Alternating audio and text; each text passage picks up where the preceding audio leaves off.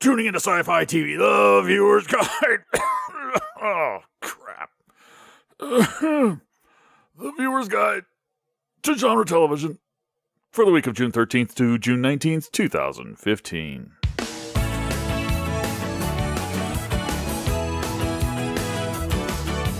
How did this happen? Where did it go? It should have been there last week's episode.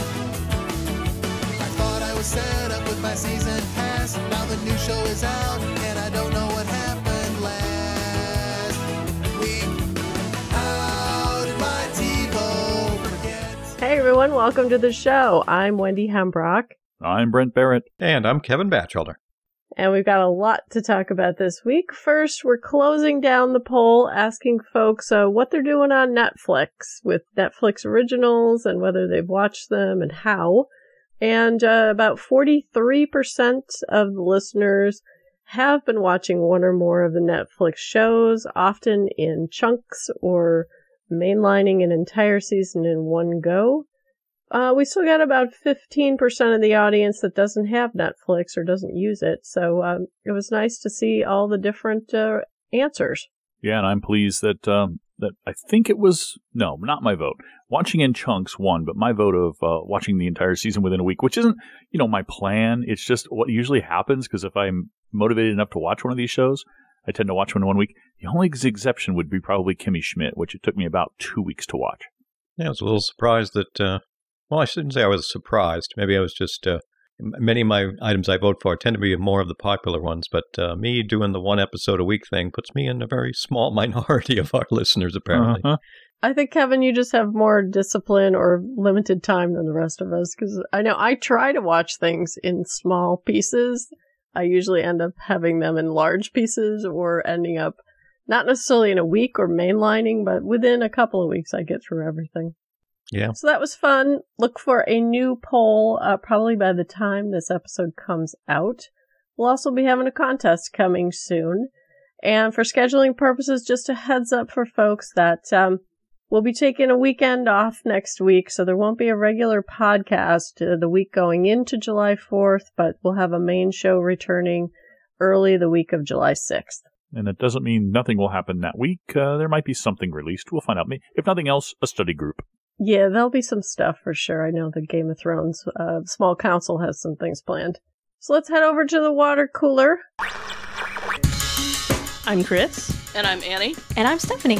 We're the hosts of The Quad, a podcast about sci-fi and Space Channel's new series, Killjoys. Killjoys follows 3 bounty hunters that operate in a group of planets called the Quad that is on the verge of a class war. We'll be discussing the episodes as they air and exploring the characters, themes, and story arcs. Find the podcast on iTunes, Stitcher, and at AskGenreTV.com. See you in The Quad.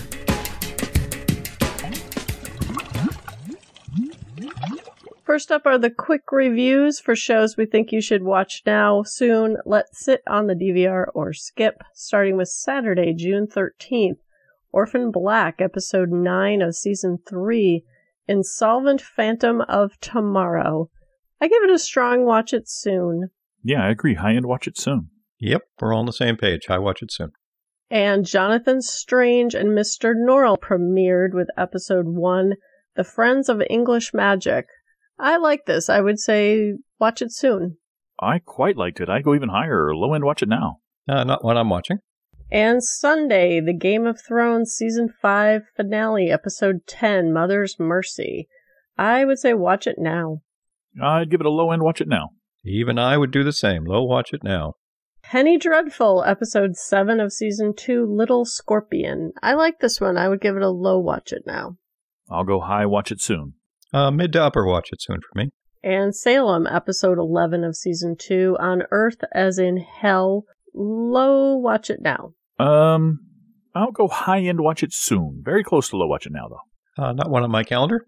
Moving on to Monday, Beauty and the Beast, Episode 2 of Season 3, Primal Fear. I would say low watch it sometime. Yeah, I'm still sending these to my folder on my DVR that's listed as watch it later, so I'm not rating these. And from your rating, I'm guessing maybe we won't be rating these for long? I don't know. They're definitely the candidate to go into the pile-up list at this point. Yeah, not one I'm watching, and certainly not going to based on that kind of feedback. Yeah, I don't think this is a show for you, Kevin. And The Whispers, episode 3 of season 1, Collision. I think I like this the best of them so far. Watch it soon. Wow, I like this worst so far. Let it sit, and I've decided I'm going to send this one to the Watch It Later folder too. And I gave up an episode back. Wow. Hopefully it's going to turn the corner. I wasn't impressed with the beginning. This one was a little better. Tuesday, Stitchers, episode 3 of season 1, Connections. I'm not watching this show. I have to admit, the first time I watched it, I was very distracted, so I wasn't very impressed with it, but I rewatched it just earlier today, and I'd give it a watch it soon. Yeah, still digging it. Watch it soon. And Sci-Fi Friday returns with Dark Matter, episode 2 of the pilot, part 2. I would say strong watch it soon. Yeah, high-end watch it soon for me as well. Just a middle of the road, watch it soon. And Defiance continues with episode 3, The Broken Bow. I would give it a strong watch it soon. Hey, it's not a let it sit like we feared. I agree. High-end watch it soon. Probably mid to upper watch it soon for me. And Killjoys premieres with episode 1, Bangarang. I would say watch it soon. I am not sold on this show yet. I enjoyed it. It was okay. I'm not jumping for joy. I'd say low-end watch it soon. I'm really digging it. I'd go very high watch it soon. Yeah, it was almost a low watch it soon. And we are watching a bunch of stuff streaming. Sense8, episode 3 of season 1. Smart Money is on the Skinny Biatch. I am not watching this yet. A couple of good sequences in here. I'd say high-end watch it soon. Yeah, similar for me. Mid to upper watch it soon. And we're watching Daredevil 1 episode a week. Episode 11 of season 1, The Path of the Righteous. I would say watch it now. Yeah, it's what happened at the end of this episode when we were talking to Kevin about this in the beginning, where I was like, "Ooh, this is such a good show. Low end, watch it now." Yeah, I'm around that line. Very high, watch it soon. To low, watch it now. I might as well tick it over because it deserved it. It did. And we are doing our summer rewatching of The Almighty Johnsons, episode 3 of season 3, Burger Bar. I would say watch it soon. I, of course, love this show, so I'm going to give it a slight notch up. High end, watch it soon. Yep, just a middle watch it soon for me.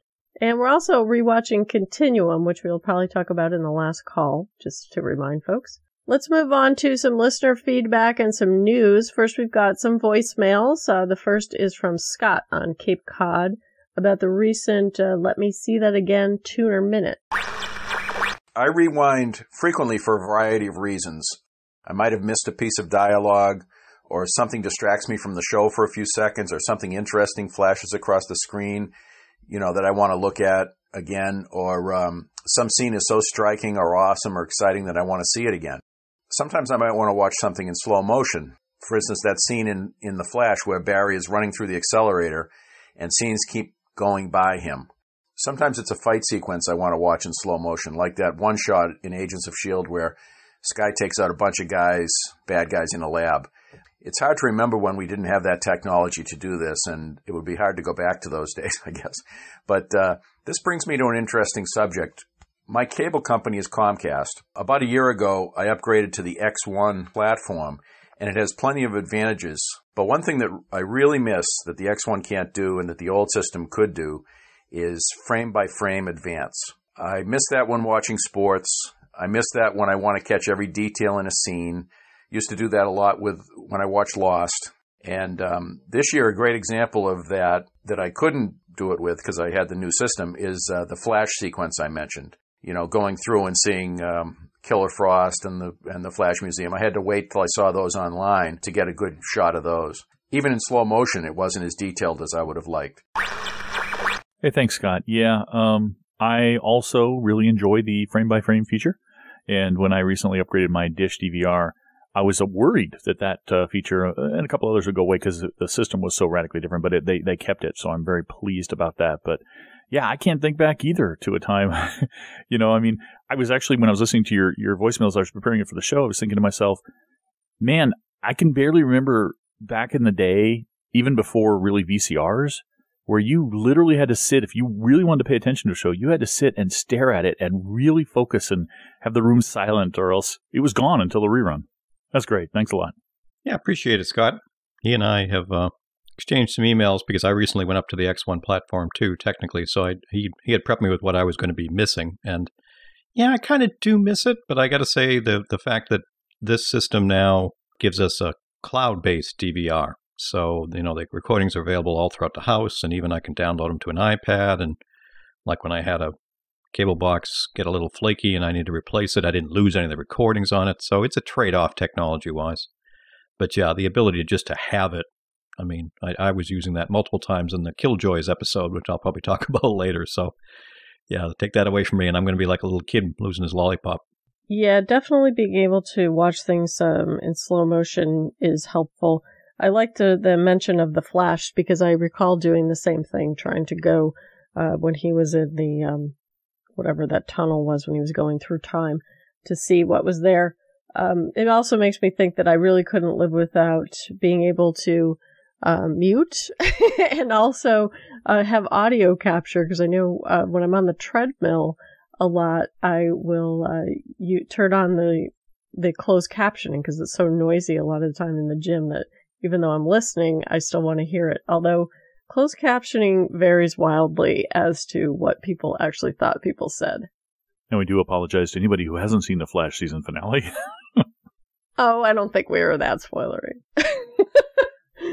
And moving on to some other voicemail we got from Mary in San Diego, talking about the new show Jonathan Strange and Mr. Norrell. It's not spoilery. Wanted to call your attention to a miniseries running on BBC America right now called Jonathan Strange and Mr. Norrell. I had listened to the book when it originally came out quite a few years ago and then re-listened to it just recently because, I heard the miniseries was coming out. And so far they're spot on. The actor playing Mr. Norrell just pulls off the character so perfectly. It is more fantasy dealing with magic and fairies, but it all takes place in Napoleonic times. I thought the first episode last week was awesome. Well, thanks, Mary. It's great to get a new listener, give us some feedback and get some voicemail in. The timing was perfect. You had sent in that message around the same time the three of us were touching base on email about, hey, this show is here. Are we watching it? Who's going to watch it? And so forth. So good to get a nice thumbs up from someone. And based on the reviews, it sounds like it was a good start. Yeah, thanks, Mary. I had no idea that this was based on books. I was just getting intrigued when I would see the ads during Orphan Black. And I did get a chance to see the pilot, no spoilers, but I really liked the tone of the show. The character was definitely unique and intriguing, but in the BBC America wheelhouse for sure in terms of being a character who's got a lot going on under the surface and fantastic sets and an intriguing story that they're setting up. Yeah, thanks for the voicemail, Mary. I agree, Wendy. The characterizations were really great. The acting was awesome. The pacing, I love the pacing. I mean, it dove right into the story. We didn't have to get bogged down with a lot of character stuff. And Kevin, this I believe is like a 6 or 8 episodes, something like that, miniseries, and really is just a miniseries. So I have a feeling from watching the first episode that this might be something you want to put on your list for some time in the future. Yeah, I haven't ruled it out. As we joked about earlier, with my full slot right now, I was going to wait a couple of episodes, noticing that it was limited to see if everything from you folks and some of our listeners stayed very positive. Then you're right, it would have been one of those ones for me to squirrel away for another time. Yeah, and for a show that is period, it did move really quickly. I was a little bit wondering if it was going to be atmospheric and character building, but they got right into it. So let's talk about some news. First of all, Game of Thrones finale just finished with the highest live audience ever, and probably after the 24-hour later, 48-hour later ratings will probably be the highest for that as well, which is pretty good news for what has been a very controversial season 5. Yeah, I mean, that tells us a couple things. One, that the controversy has done what it always does, which is get more people to watch it. And also that the people who were screaming up and down, I'm done with this show, probably weren't really done with this show. And that's it. You two hit it perfectly there. It's, you can rant and shake your fist all you want, but let's face it, a lot of people still went back and watched it. A lot of people did. So, yeah, it's an amazing juggernaut to see those numbers just keep going up and up. Yeah, plus I'm going to be curious if HBO makes any comments about the success or not of the HBO Now and how that's played into these jump in ratings. Because last year they were at about 7.1 million for their live audience, and now it's at 8.1 million. So that's a really hefty jump. So let's move on to some new shows and some news about other shows. Brent has got the news about a series we've been talking about from Neil Gaiman for a while. Yeah, and speaking of HBO was going to be developing Neil Gaiman's American Gods. We talked about that before. Turns out now that the series has, or the entire show has moved over to Starz, and Starz has issued a series order for it. They're ordering it to series. If you recall, this is the one about the traditional gods of both biblical and mythological roots from around the world are losing believers to an upstart group of gods who reflect society's modern love of things like money and technology and media and celebrity and drugs and that sort of thing. So it sounds interesting, but it also sounds like it could be really draggy. I haven't read the source material, so I'm kind of waiting for this one because Neil Gaiman's a name that I know I can trust. So I'm looking forward to something good. Yeah, it's very good that it's a cable network. I think that tells us, anything's on the table as far as content or approach, which is great. And yes, Neil Gaiman's name means a lot. The small summary of it didn't exactly enthrall me, but I know a lot of folks who have read the source material greatly love it. So for the most part, it's looking pretty positive, and I'm sure I'll be watching it. I have read this book. It was a couple of years ago. And the reason I read it was because at the time, Supernatural in season 4 or 5, the showrunner was talking about how he had been influenced by reading it. And not so much in terms of the plot, but some of the ideas about the characters, and just this whole notion of these gods having issues, shall we say. But hopefully Neil Gaiman will have enough involvement with the showrunners and interaction that it stays true to the source, at least true in tone, which would be my hope. So let's move on to some news about renewals and cancellations. Kevin's going to do a roundup. Yeah, we got 3 shows affected with official news this week. First off, one we don't talk about much here, but Bates Motel. A&E announced a 2-season renewal. How's that? Season 4 and 5. Now, these are 10-episode seasons, so basically they've ordered 20 more episodes there, so that'll be continuing. For those of you enjoying that show, you're going to have a lot more coming. Also, to no one's surprise, Penny Dreadful was officially renewed for a Season 3 by Showtime this week. And standard idea as far as shooting schedule and debut, meaning likely spring of 2016.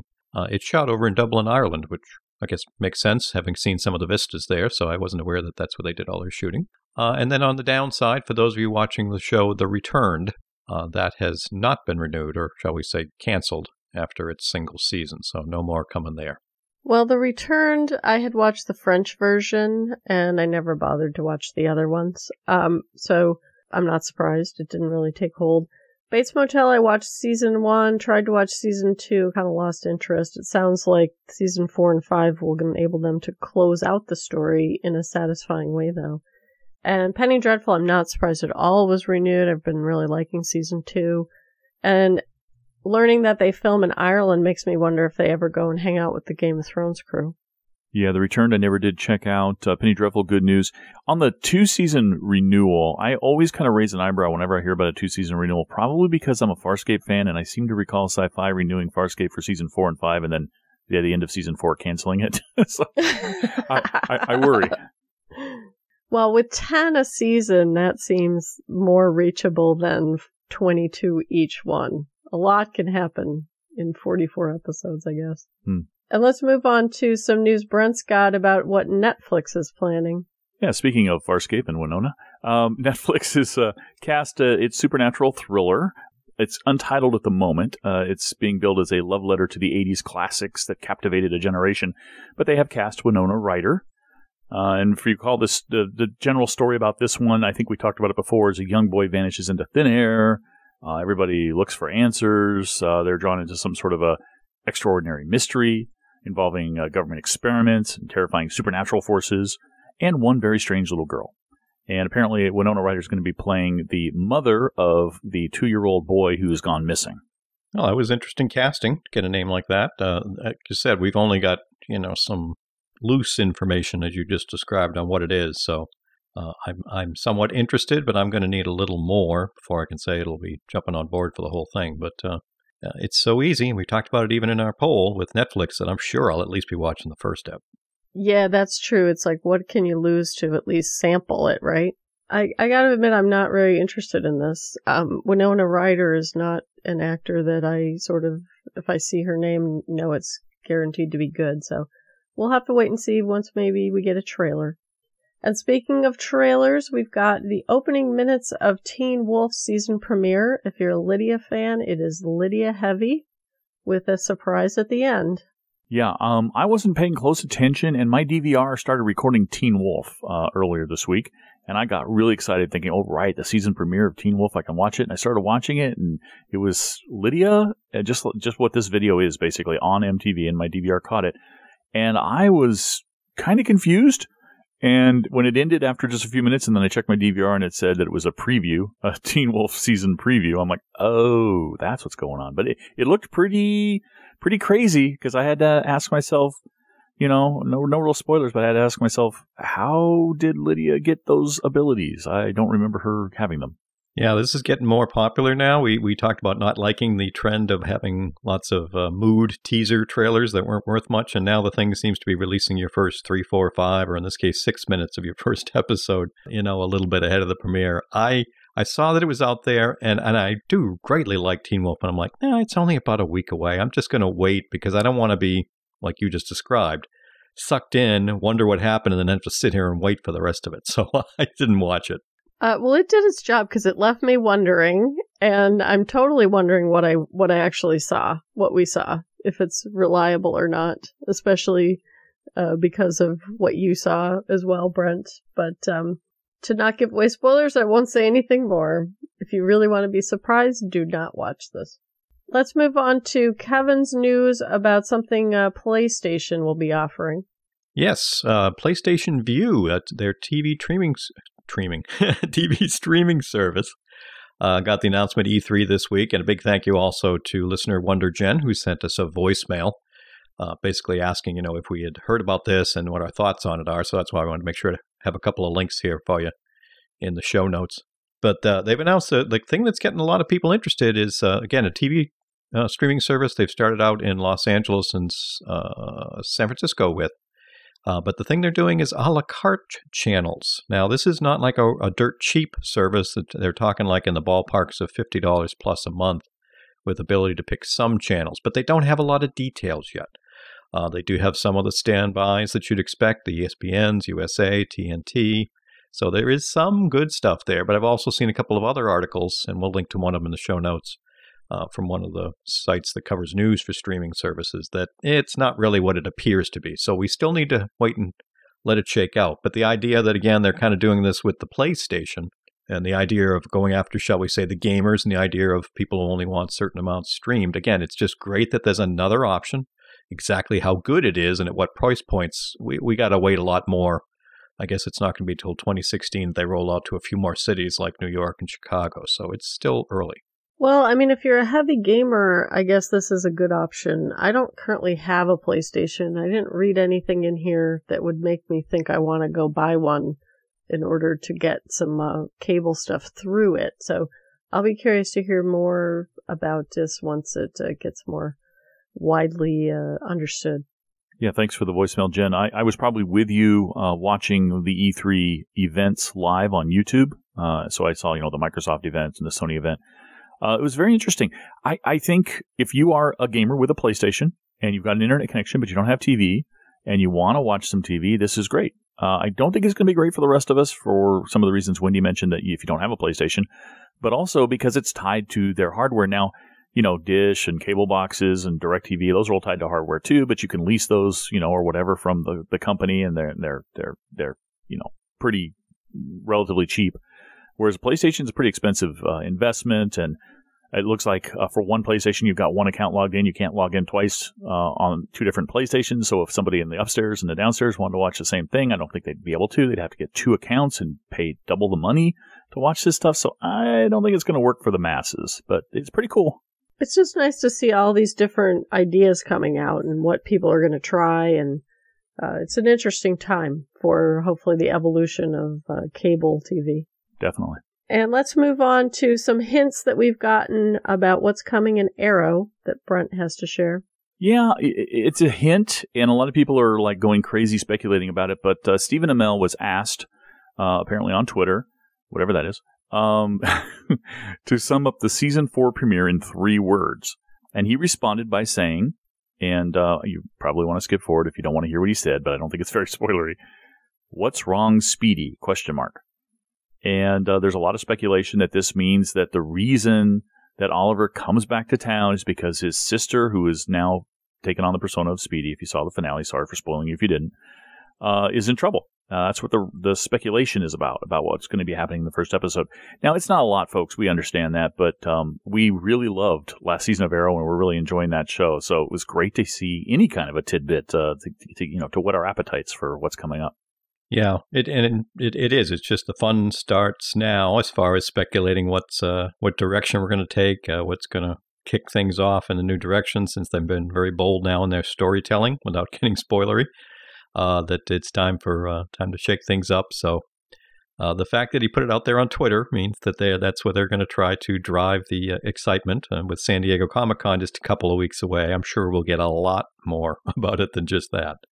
Yeah, Stephen Amell does a good job of giving fans what they want. So you wanted a teaser, he gave you one. And also completely not surprising if you think about what motivates Oliver. And I'll say no more than that. Let's move on to something that's coming to the WGN network that Kevin has the details on. Yes, so many of you are well aware that I've started my watch of Person of Interest. And WGN, for those of you who might be like me, in that you haven't seen the show or you're a huge fan and want to rewatch, you've heard me mention that unfortunately Person of Interest isn't easily available streaming anywhere. Well, coming this fall, WGN purchased a while back the rights to, and the exclusive rights, as a matter of fact, to be the syndicator for Person of Interest. So coming sometime this fall, they will start airing the show. And I'm sure they're going to be smart enough to do it in order and probably have a fairly regular schedule on it. So if you're someone who's been sitting there on the fence about Person of Interest and they're like, I don't want to buy the DVDs or go through that menu option, here's going to be a chance. If you've got WGN, you might want to start keeping an eye on their schedule, because that'll be your chance to be able to catch all the eps as they come out. Yeah, this was good to see. And actually, the whole lineup on WGN is pretty good because they have this show. They also have Elementary, which is a good fit, I think, with this programming. I've seen the ads because I watch Salem, which is on WGN, and it is a great opportunity if you want to catch up to do it.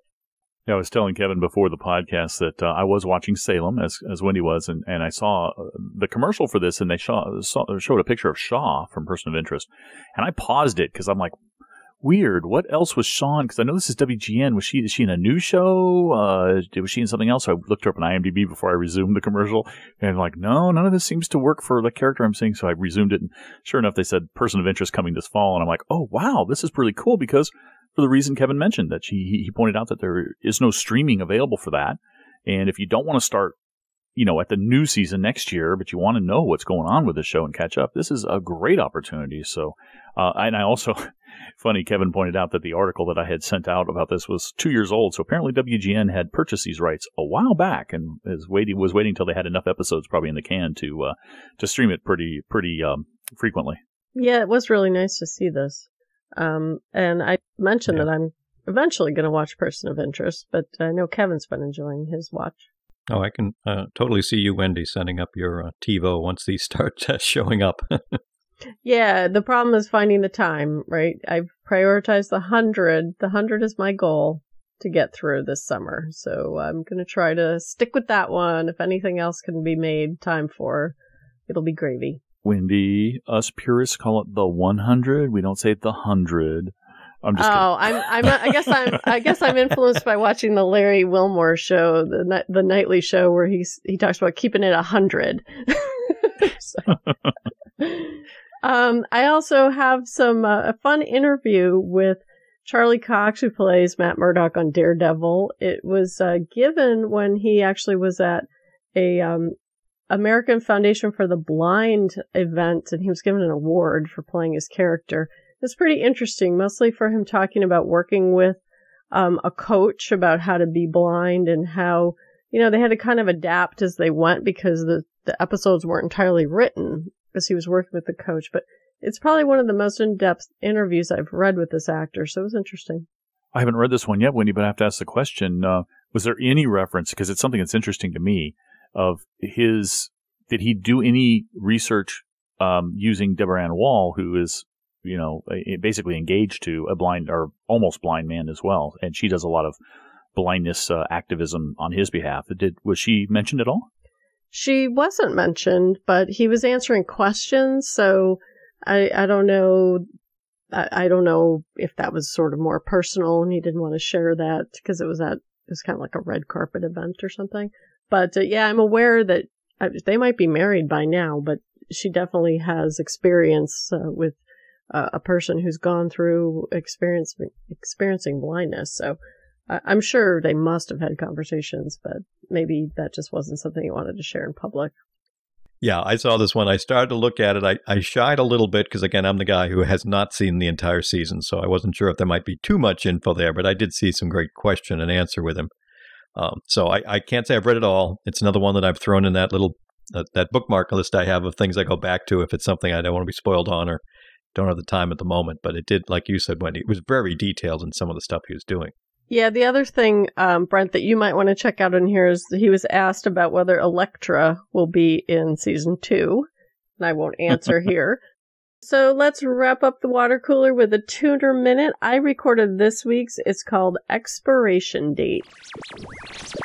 Is there an expiration date anymore for TV shows? Are there shows that are too old and you wouldn't consider watching them?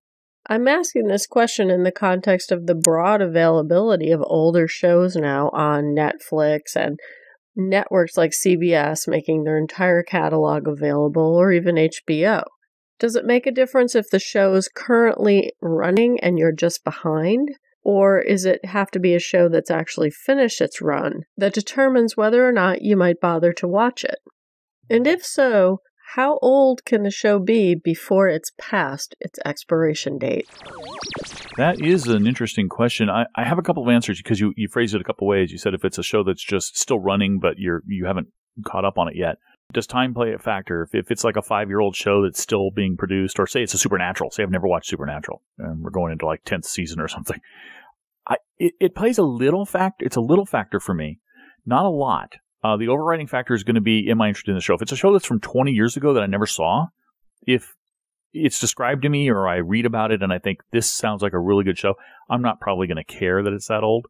But if it's a show where I'm on the fence and it's 20 years old, that will play a part, and I'll probably decide, better to maybe skim some summaries of what happened and just move on and realize I'm never going to watch it. So it's not a major factor for me. I have no expiration date as a major criteria, but I have to admit it does play a part if I'm on the fence. Yeah, I think I've gotten pretty good over the years at being okay with not having that be a factor. But I do have to be smart enough going in knowing that the older the show gets, as many of us are well aware, we know the special effects in many cases will be almost non-existent. And many shows going back 15 years or so, the use of stunt doubles and how obvious they were and some other things, some folks, especially and I'll say it, the younger viewers that are used to everything looking fantastic from visual points, that I know that you've tried to bring up shows like a Buffy or even a Farscape or some other things, they seem to have a real hard time being able to look past some of that stuff and focus on the story. So for me, there isn't, but if I'm getting someone I'm recommending to, and very honestly, they're a little on the younger side, I do have to be very careful to let them know, hey, you're not going to get, 2015 special effects or visuals. You've got to focus more on the story sometimes. Well, I did ask specifically about if it's a show that's over versus one that's currently running, because I do think it does play a factor in whether you're willing to go back and say, okay, Supernatural, there's still people finding Supernatural and it's going into season 11 next year. Versus, I wonder how many people would sit down and watch Smallville and 10 whole seasons of Smallville from the start versus it being available on shows in syndication where you kind of run into it versus seek it out on Netflix. The reason I'm asking this question is because I have been seeing a lot of old shows on BBC America. You know, they rerun Doctor Who at random times that my TiVo picks up. They rerun Battlestar Galactica, which has been really fun for me to sort of, I'll say, randomly sample, because that show really holds up, at least in season 1 and season 2. I haven't watched anything past season 2. And even they rerun Star Trek Next Generation, and I get sucked into it sometimes. And there'll be times when it's like, ooh, ouch, the graphics are a little painful, but the stories and the acting are good enough that it draws me in. So that was why I was curious if, especially when someone opens up Netflix or Amazon and starts shuffling through what they're going to look at, if how old it is really a factor. A couple of more kind of examples for me, though. One practical and one kind of theoretical. Theoretically, if I was to be told about this show from the 60s called Time Tunnel, which is a favorite of mine, and read the description, so I love time travel. I've said this many times on the podcast. I would probably go back and watch it, regardless of the fact that it was from the 60s, and it's got horrible special effects, and it's kind of campy, and the acting is a little stiff, but it's still a great show. And more practically, or more really than practically, there was that remake of Survivors, the British show, and people were telling me at the time that I loved the new one, and they were telling me there was one from the 70s, and I actually sought that one out because I knew that I would enjoy, or at least I wanted to experience that same kind of universe and see how they did it in the 70s, and I really enjoyed it. I thoroughly enjoyed it, so the age had no effect at all on me on that one. Cool. Well, I'll be curious to hear if other folks have comments to share with us as well. And until then, we're going to head over into the back porch to talk about some other stuff in details. Today we talk about Dark Matter, Killjoys, and Defiance. We're going to start with Dark Matter. Brent is going to kick off the discussion. Guys, I'm really liking this show. I'm kind of digging it. And I have to say it, I'm not saying it has, we've mentioned before, it's got little elements from a lot of shows, but I'm getting a real kind of a sense of Farscape from this show, that I'm really enjoying. There are, of course, a little bit of what happened in this part 2. There's a little bit of a different reaction by all of the members of the crew because of the revelation of who they were and what their records were according to the computer display, according to what the android dug up.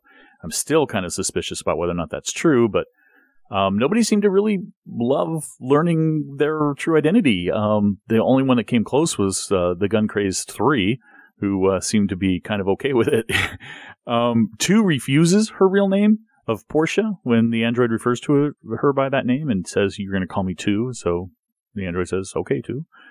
And 2 and 1 seem to have an interesting real attraction and fondness for one another for some reason. We get a situation where 2 strokes 1's face, and then there's this funny little joke, which also kind of gave me a kind of a Farscape sense, where she's telling him to stop looking at her butt as she's walking away. The youngest one, 5, is not named, and so she's convinced she's not part of the crew. It looks like she might have been a stowaway. We're not quite sure. She seems to remember some strange things that she doesn't think are her memories, but are somebody's memories. She remembers someone waking up and inserting a virus into the sleeper systems while the others are suspended that erases their memories. And I have to ask a question that you guys can answer when you come around and talk about this, but I don't seem to recall if we ever saw her actually coming out of a suspension system or if she just appeared in order of the 5th one. So I don't have the original pilot anymore on my DVR, so I can't go back and watch, but I'm kind of curious if she was always around or not. There's some kind of weird thing going on with her, which I'm really fascinated by. They do decide to deliver the weapons that they had in their cargo hold to the colonists and leave, but of course it's too late. Even though one is interested in trying to save them, it's kind of forced upon them because a destroyer comes into the system and starts landing, and they have to fight, and a lot of people get hurt and so forth. It was interesting that the men went down and the women, which would be 5 and 2, stayed up top, and with the android as well. And the destroyer commander came over and basically gave 2 an offer and said, leave, and we'll, you don't want to be a witness to what we're doing. And she seems to accept it because the ship vanishes, but she's gone off to talk to another government and kind of negotiate on behalf of the colonists for this other government to take over and the other government comes back with a couple of bigger ships, and so they force the destroyer away. But it's pretty interesting. 6 raised a very good point. 6 raised a very good point about their identities, and if they're correct, that is going to be an interesting aspect of the show moving forward. And that is that they're going to be constantly on the run from people who might want revenge if they really are these killers and these bad people and these thieves. And they won't know who the heck they are because they have no memory of who they wronged or anything. So even if they like stole from somebody and this person comes back and wants revenge, they're going to walk down the street and not know who they are. So that's going to put in a lot of drama and suspense that will probably play a part. I think that was kind of a flag that they're going to do something like that down the road. At the end, we see that 3 is still trying to get into that locked room, that big like cargo area that they can't get into, and he's just bashing on the wall trying to get into it. He really wants to get in there. I mentioned this to Kevin before the show too, because Kevin, a little birdie told me about something you said on this thing called Twitter about that woman from Killjoys being very attractive. I'd have to put my case in for 2. I think she's pretty nice on the eyes. Just saying. And you won't get me to argue that point. She certainly is, and I like her layback style of being smart and being able to use the other government, if you will, to create the situation where it helps the miners greatly by having, in fact, multiple people are interested in the resources they're sitting on. I enjoyed it. I'm still digging the show. This episode, compared to the first, it didn't really bring me up or down on my enjoyment level, other than kudos for keeping me still very interested. And you brought up several of those points. There's still enough of an information missing situation that's creating some fun thought process, aside from some cool sci-fi spaceship action stuff that's happening. I do like that quite a bit. As you said, the point by 6 probably was the highlight of the week for me, reminding me that, that's right, if they do not get their memories back, this could be very dangerous on some of their missions, which could make for some interesting stuff. I do like the idea they're sticking with the numbers, certainly with 2 deciding to not call her by that name. I kind of dig in that. This whole idea of, we all, or do people want to get at some point in their life a chance to reset and start over? To see. Based on the interaction with some of those first government types that showed up, all kind of talking about, hey, you guys, you didn't do what you said you'd do, and, being afraid of them. I do think most of the information that was retrieved from the computer is probably legit. But yes, that big hole missing in that whole story is what's up with 5 and all. So it's doing a good job. I'm enjoying the different personalities. This one I look very much... And I know you said you see a Farscape vibe. I'm not sure I'm seeing that yet, but I am seeing the ensemble side very much. I'm liking there's a bunch of different personalities, and we're only getting a few minutes here and there with each, which I'm cool with. That's making me interested in knowing a little more about each of them as they do some different things. So doing a good job with it and enjoying it. Like I say, not loving a lot more from this ep yet, but still they're building it good for me. Well, I like this a lot more than the pilot. One, because I really like Roger Cross, who plays 6, and he was both, well-trained, so it's plausible that he's a killer, but he also is really smart, and so I like that a lot. And a little bit crazy, when he comes back after sort of sussing everything out, and he's like, well, everyone's right, and we're really screwed. And my solution is I'm going to go on a suicide mission to take out the company. I can't remember the name of it. It began with an F. To take out their ship. I'm going to poke the bear so they know that these people are serious, and maybe they will think twice because a ship is really valuable, and we're going to take theirs out. I really like 2 in this episode because I love the scene where she's talking to 1, and he's like, who put you in charge? And she said, me, because nobody else stepped up. And I liked how she challenged him with, it's like, are you going to come up with a plan? Is anyone else? No, so I'm in charge. And that was a great characterization for her. And also when she calls him out for saying, look, you just learned that you're a supervillain. Today isn't the day you're going to become a superhero. Or I'm paraphrasing, it was something like that. To me, he's still the Daniel Jackson, which is okay because he isn't playing Daniel Jackson, but he has the same elements amongst the crew in terms of some moral imperative about what they're doing, and he has some level of persuasion amongst everybody. I did also like that she isn't taking her name, and she said, look, I have no memory of these crimes, so I'm not going to act as if I was a criminal. So I like that. I'm wondering, though, how much of the information that they found is true.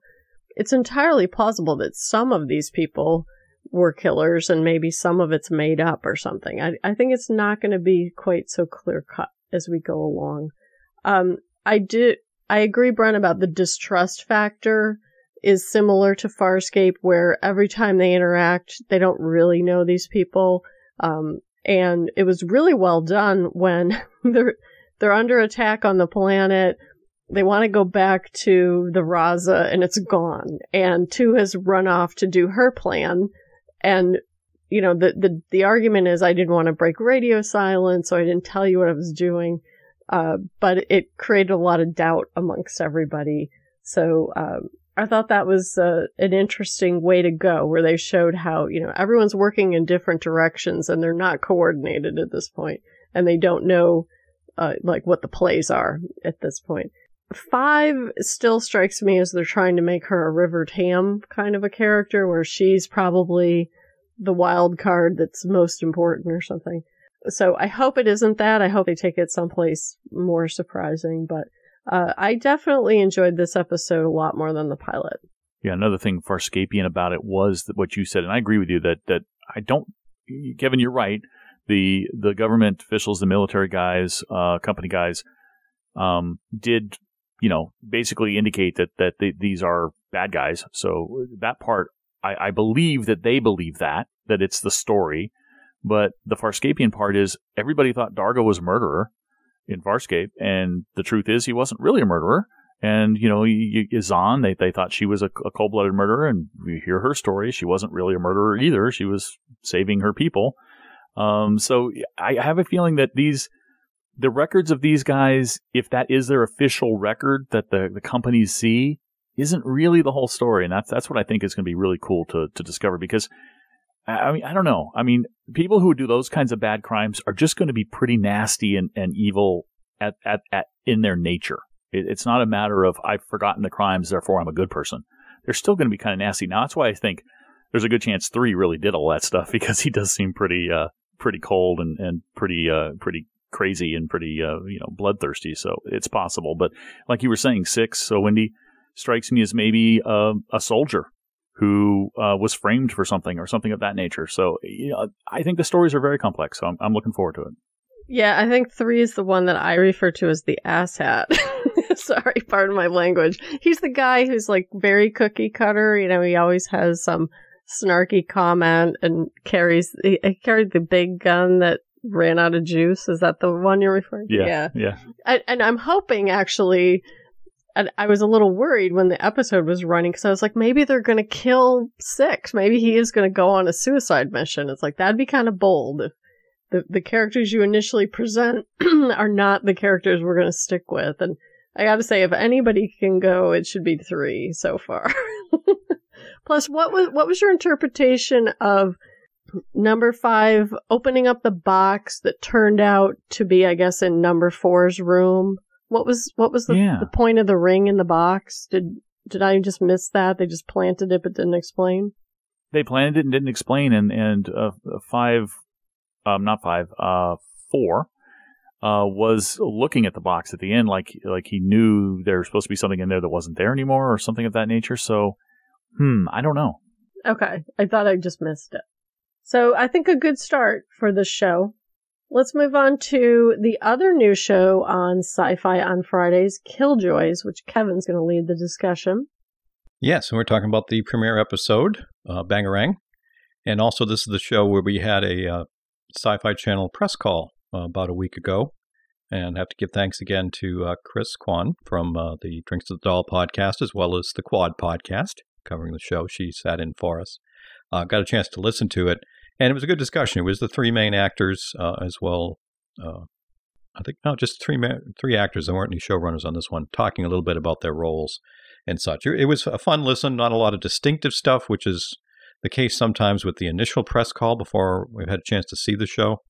But the thing I did mention to Brent when we were talking a little bit and some comments and email to Wendy that I definitely got a feel for because I was on that call or listened to that recording, I should say, before watching the episode was that the three of these actors really had good timing together and as we hear it many times in casts, get along well. We hear that a lot. But I could definitely hear in the call as they were talking about topics or subjects that they all had a thought on, they all were very good at interacting about it. They didn't step on each other's words or repeat the same things. So there seems to be a good chemistry there. And, this is the show that Brent has kind of said from the trailers. He had almost a B-movie vibe and what have you. So going into it, I was kind of waiting to see what kind of washed over me as it came to play. And I really dug it. I wouldn't say that I loved this first episode, but I am very much loving the show. The characters seem like they're going to be a good match. Dutch as our leader. The female lead of the group are the two guys that are basically brothers. Well, basically, they are brothers, but I wasn't a big fan of the brother angst part of this story of one chasing down the other. Wasn't too much of a fan of that, but it fit where they went on this first episode. I mean, these are the bounty hunter types. This is the show that I am going to get, I think, a feel very much a shoot from the hip, what crazy thing might happen to us this week kind of thing. Whereas I kind of see maybe Dark Matter developing a little more with the background of the characters and some bigger universe stories there on a little more of almost a straightforward path. This one I'm thinking could go in a bunch of different directions. Could be proven wrong. So I got a very good vibe out of it in terms of what they were doing. We're peeling back the idea of the warrants that these folks are out to either capture or kill folks that have warrants out on them. What the rules are to get away with that. They bend them quite a bit here. Dutch gets herself in some trouble for doing that. So we're going to see the fact that these are not by the book type folks. So you're going to have a little bit of your Firefly vibe here certainly coming across as they figure out what they're doing to be able to earn their money, to keep flying, so to speak. But I enjoyed it. I certainly was very enamored with the female lead, Dutch. I was a character I was interested in. I must say I do find the actress very attractive.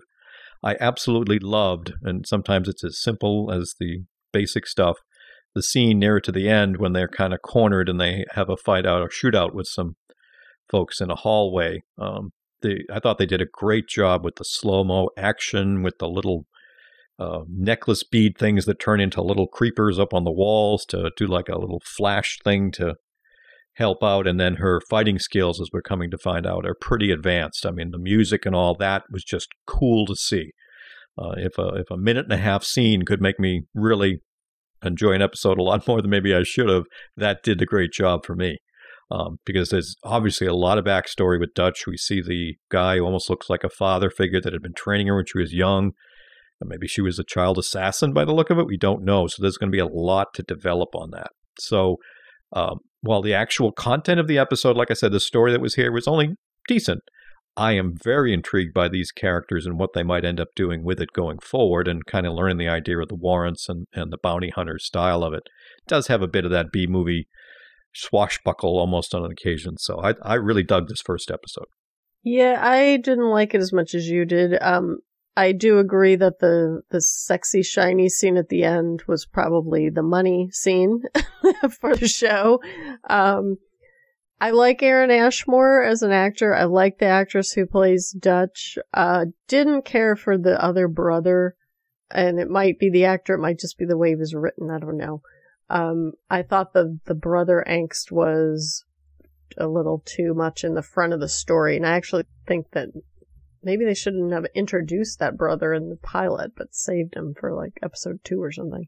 Because I did believe the dynamic between Dutch and Johnny, that they've been working together for a long time, but he doesn't really know anything about her, and she clearly has a past that is influencing the present. The implication was that maybe whoever that mentor was, or whoever she is, was the reason why she didn't get expelled from the rack or whatever the bounty company is called. So the thing that didn't really work for me was that whole standoff with the monk. That scene was sort of like, what are they doing? I didn't really get it. And when she was wandering around poisoned, it was sort of like, what? Why would he just leave her? So I don't know. It was enjoyable, but it's going to have to do a little bit more work to win me over. Right now, after just watching the pilot, it's like, oh, we're going to have sort of case of the week and hijinks, which might be entertaining, but I don't know if that it's going to really make it a breakout show for me. Yeah, I have to admit, it was better than I had feared. It wasn't as lower budget or campy as I thought it would be. It was a much more serious and slicker production, so I was pleased to see that. The first episode, yeah, I almost see the writing on the wall. It's like, okay, this is the setup episode. They got to establish who this third guy is we've seen in all the promos and the trailers and stuff, who's part of the crew. So that's what this is going to be. So I kind of set myself down and said, okay, I'm in for the ride here to figure out what the story is behind this, figure out their brothers. Okay, yeah, I get it. She seems to might be mildly attracted to the brother that they rescued. Okay, I got that. She has this past that makes her look like a Black Widow sort of character, like you mentioned, Kevin and Wendy. The training a little girl being given this knife and being taught how to use it. Very interesting. So she is fascinating. I am curious to see more about her. I have it also from the trailers or from the this season on Killjoys. I kind of get the impression that they're not going to be officially employed by the RAC for very long. It looks like at some point they're gonna go rogue. That's just my guess based on what I saw, but that would be an interesting twist. Have them be basically fugitive rogue agents flying through the quad would be interesting. But there was one, I think, pretty big plot hole, and maybe it'll play into what I just said about how they eventually go rogue, would be my guess, with this RAC thing. And that is, it seems to be, unless there's some sort of way to exempt members of the RAC, the bounty hunters, the Killjoys themselves from these warrants, it seems to me, since these warrants aren't legal warrants, their people pay the RAC, the corporations and other governments pay the RAC to either detain, arrest, or kill people. There doesn't seem to be any legal reason why. It's just this guy we think stole from us, so we want you to go get him and bring him back to us, or this guy is a troublemaker, we want you to kill him, sort of thing. The big plot hole is at any point any RAC agent or Killjoy could theoretically get a kill warrant against them or something. So I don't like that, but they didn't really establish that they're exempt from them or immune from them. But there's so many other rules where people are fearful of the Killjoys because of all of the freedom they have to do basically whatever they want as long as they stick with the rules, that I wouldn't be surprised if there's some clause that says they're immune from warrants or something, and that they get disciplined internally in the RAC, as we saw that she was going to theoretically should have been, and her boss there, the police captain, kind of character who came in, said that, he had voted for her to be not only expelled, but executed, and that his, the vote was denied, and she was just given a slap on the wrist, apparently. But you're right. I think that guy who trained her, Wendy, might have played a part somehow in her being saved, or there's some other big thing going on, some hidden group that she's a part of, even beyond the RAC. So she's kind of almost an agent within the RAC. So it is fascinating. I do want to learn more about her. I agree. The other two characters, not caring that much about them. Well, you raised an interesting point about what the RAC is, and if it's an arm of the justice system, which normally it's, bounty hunters are still subject to the law, even though they're sort of serving warrants or executing on behalf of warrants. So legally, there's a reason why this person is being captured. Although it sounded like in their description, it is just anybody with money can basically pay us to do whatever they want. They just paid us to kill somebody. So it's more like an assassin club or whatever. I mean, sometimes they weren't assassinating people. They were just capturing them in order to take them back for trial or punishment, I guess, if they were escapees. I'm still unclear what the brother is. They said he's a level 5. So that's a category of something. I don't know that it meant maybe that he was necessarily should be executed, unless maybe he's an AWOL guy from the army since he has PTSD. I don't know. Level 5 warrant is what they said, and that's a kill warrant. Oh, okay. That means there's no, it's not dead or alive. It's kill them and prove to us that they're dead. But they didn't say why. Like, it wasn't you're convicted of something. And also, it feels like in this universe, even though they retracted everything, does the news catch up to everybody? Or, normally a bounty is a bounty and anybody can go after it, and she kind of missed her window now, or the window for her is over. So we'll have to see how it plays out. If it's more like Mission Impossible, where they just get a bounty of the week to go after, or as you pointed out, how long they even stay in this organization, or if everything's going to flip and they're going to be, working against it at some point. So let's move on to the other Sci-Fi Friday show, which was Defiance, and this episode had the return of Stama and Daytak back to town, starting to do their first covert mission for Ramtak, which apparently is to infiltrate metal-eating bugs that take out the armory. I like a lot of the power struggle that's going on back and forth between Stama and Daytak when they're going to go take a bath, and things have clearly fallen apart because one of the servants is in the bathtub when they walked in, which I thought was funny. But they're together up to a point, when they're lying, when the doctor is working on Daytak and all that stuff. There's a lot of good Nolan and Arissa bits in this. We're continuing this character arc for Arissa, that she's very guilty about all the murder that she's committed, and I was having trouble believing, though, that she wasn't going to kill Ramtak when she has the chance to. That I don't think the show worked well enough in that particular story bit, but it's created an interesting tension between her and Nolan now, because he is telling her, look, we're in a war situation, and he's clearly in war mode, and they keep kind of hitting on that with, Ramtak really hates Nolan because of some massacre that he attributes to him. So there was a lot of interesting stuff in terms of setting up Ramtak as this person who really wants to hurt Nolan and also hurt the town. As we get to the end of the episode, his next move is not just to invade, but first he wants Stama and Daytak to blow up the arch first, even though there's no weapons, and they can probably still take out the stasis net, even though Nolan blew up the truck that does it. We also had Nolan and Arissa running into Pilar, and Nolan figuring out who she is, stealing the baby, and eventually returning it reluctantly back to the grandparents, which that was interesting. I'm going to be curious if we see Arissa keep trying to come back and check on the baby as the episode progresses.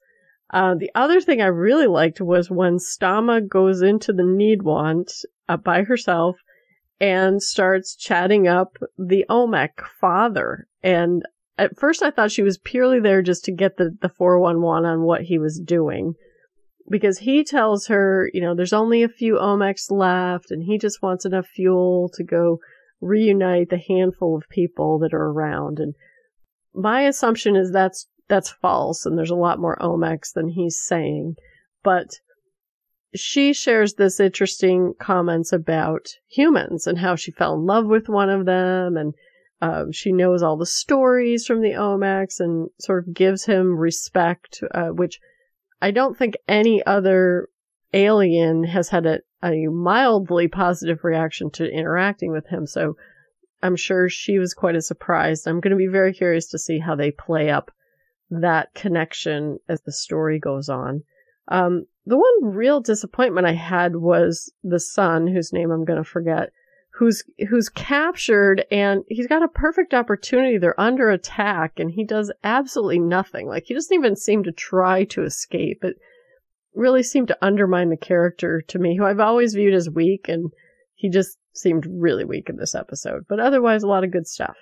Yeah, you don't have to make an assumption on the Olmec and there being more, because at the end of the last episode we saw their ship, which was filled with thousands, if not tens of thousands of them in stasis. So, yeah, there's more of them. Yeah, that was an interesting visit that Stama made. I got the sense that she was trying to do what she always does, maneuver around authority figures or people of potential power. And he has a great power. I mean, he's feared. He could be a real person to have on your side. So she seemed to almost kind of vie for his affections in a way, and was kind of almost flirting with him, as she does. But when an interesting thing came out of this, when she talked about humans, and when she made the comment about, he said, well, why are you living with them? And she said, well, because I fell in love with one of them. I was thinking, I think she's being sincere, and I think she might be talking about Kenya in that particular statement, which I thought was pretty interesting, especially since Amanda is still very upset and still holds a grudge from learning last season that Stama and Datak were behind Kenya's murder, and she is very much reluctant to let him out of prison for his weapons charges. But eventually does when she tries to get him to promise. I don't even understand that at all. You're going to swear to me that you're going to do this. You're going to promise that it's Datak. You can't believe anything he says, and you know that, but she did it anyway. Of course, the line that everybody's talking about is, of course, hearing Pilar say, come with me if you want to live, the old Terminator line. And I had an interesting reaction to that, because there's a lot of reaction around the internet, and I think my co-hosts have different reactions than I did. My first reaction was, oh, how clever, that's Terminator line. And then I thought to myself, you know what? If Terminator hadn't existed, that line that she said made perfect sense for what she was doing. Come with me if you want to live, because she was trying to get them out of there and take them back to her cabin. So I said, okay, I excuse it. It was cute, and I excuse it. I'm willing to go with it. I didn't roll my eyes. I didn't laugh or anything of that nature. So I think it's pretty cool. I didn't groan. When the scene came up, interestingly enough, with Nolan pointing the rifle at Pilar, and she said something along the lines of, you won't kill me. I was thinking to myself, you know what, Pilar, normally I wouldn't, or normally I would agree with you. But I just saw the premiere 2 episodes of Defiance, and I don't doubt that anybody will kill anybody at this point. And sure enough, he pulls the trigger, and she gets shot backwards. We see that she's hit somewhere in the upper chest or neck area. Blood splurts out as she twists around. She seems dead, but in sci-fi fantasy genre rules, you all know that if you don't see the dead body and you don't see a confirmation of death, the person is probably not dead. And even if you do, they may not be dead for long. So I'm not sure about that one. Now I'm still, then again, I'm still holding out hope for Christy, but I think she's dead too, because they were over her body and didn't seem to indicate she was alive. But that was from last episode. I'm glad that Nolan confronted Orissa on not killing the general. We needed that. And I'm also equally glad that she didn't storm off in some teenage tizzy fit and like she did in the first couple of seasons. And she kind of accepted his comment that she's an unreliable partner in this war if she can't kill the leader of the enemy force when she's got a knife to his throat. They did destroy some forces, as you said, in the big weapon to get into the Defiance. So, they did do some good, but, Nolan's right. If she had been able to kill him, a major threat would have been diminished, if not completely removed.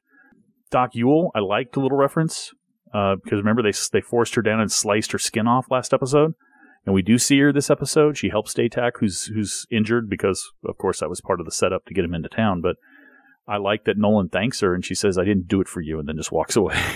So they didn't forget that that she was brutalized, basically, and that Nolan was part of it. So I really enjoyed it. Yeah, I thought it was a good episode, and we had such a strong start, like we've said and discussed. That's when you kind of go, we got nowhere to go but down. But it was good moving the story forward, and as you both described, we've got lots happening in different directions. So I'm loving the pace of Defiance this season. We had to set up some of these pieces, as you said, with Stammer and Datek back. Planting the bug thing that was going to take out some of the weapons. Julie Benz, great actress, did a great. I except for that part, as you said, of getting him to just say, you promise you won't do it. I love the way she had him kept in there overnight and really tried to get in his face about it. I wish it had been a little more harsh than just promise you won't do anything. But okay, I guess we'll go with that.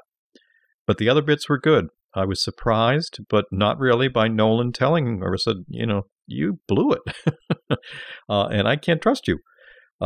Because this is a war, and I kind of felt the same way. That was a bit of a surprise. I didn't expect her to get her hands on him to be able to do that. So the fact she did, but then didn't do it, I'm like, okay, that's kind of weird. So I guess we'll have to see more about why that was the case. I was a little surprised by that. I was enjoying how we're pushing the rest of the story bits forward, and the fact that he's going to push them to try to blow up the arch.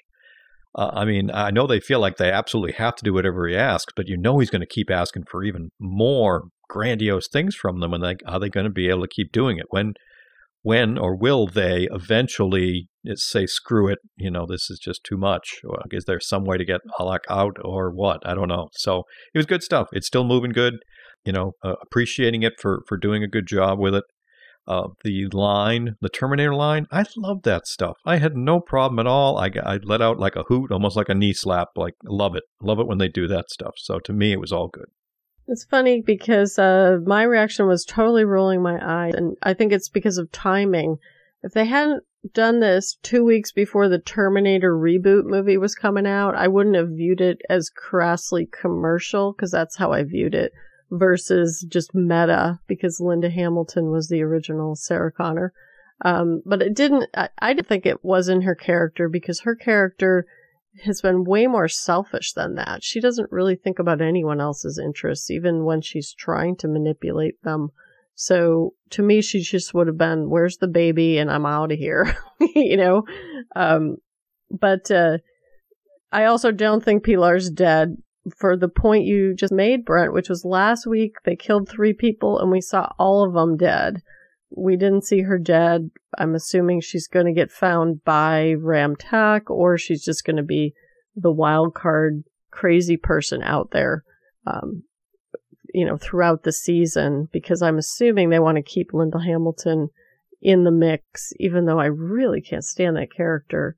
And at this point, sometimes they'll bring in a character that you like to be annoyed by, or like to be sort of a thorn in their side. But I need a motivation of this character. Right now, she's just crazy and super selfish.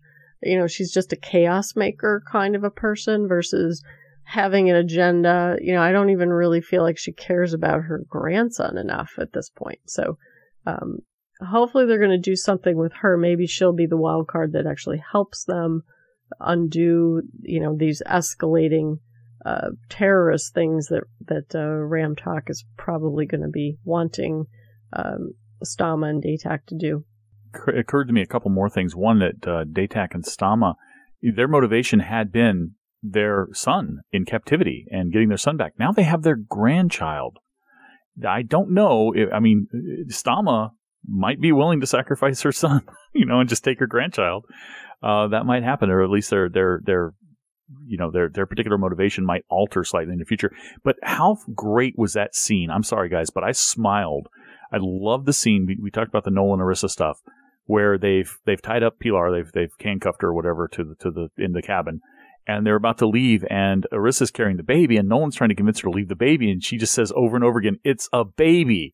He's like, "Oh, leave the baby. It'll be really fine. It's a baby, Dad. It's a baby."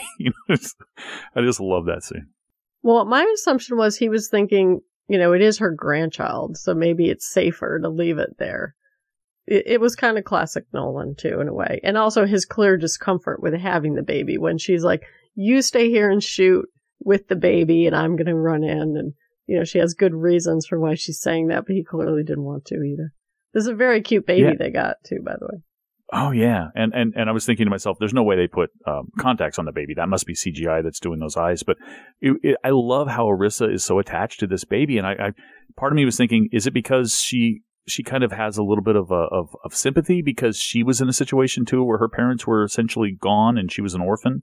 Or is there something else? Because she seems to really be attached to this baby. I mean, those scenes where Stama's walking off with the baby in the house and she's kind of like following behind and Roland almost has to pull her out of the house.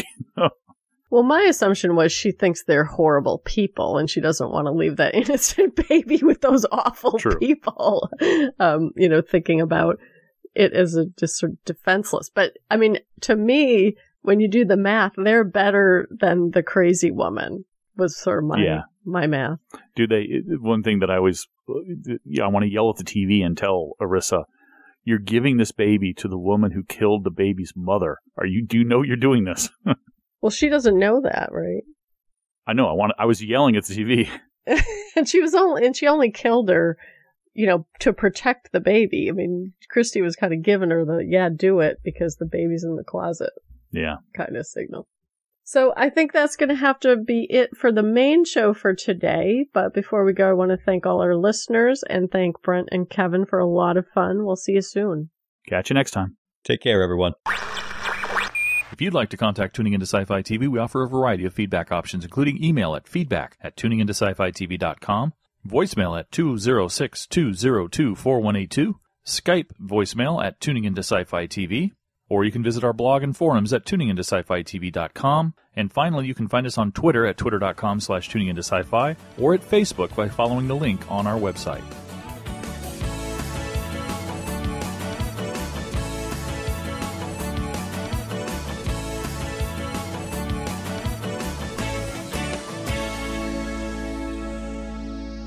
Tuning Into Sci-Fi TV was hosted by Kevin Batchelder, Wendy Hembrock, and Brent Barrett. The theme music for Tuning Into Sci-Fi TV is by Beatnik Turtle. Used with permission. Listen to Tuning Into Sci-Fi TV on Stitcher Radio on Demand. Download the free app today at Stitcher.com. You've been listening to Tuning Into Sci-Fi TV, episode 342, recorded June 20th, 2015. So let's close things out with a tuner minute. I recorded this You're not going to let Kevin speak at all? Oh, I am. Sorry. Because you asked me a question, so I thought we had already gone around the circle. I know. I know. And as soon as you start answering, I'm like, as soon as I asked she the doesn't question, take a breath. When I said those words, Kevin, when I said those words, it was like, oh, I've screwed Kevin, haven't I? If you just said, I have a question, I wouldn't have jumped in, but you said my name, so sorry. Go ahead, Kevin.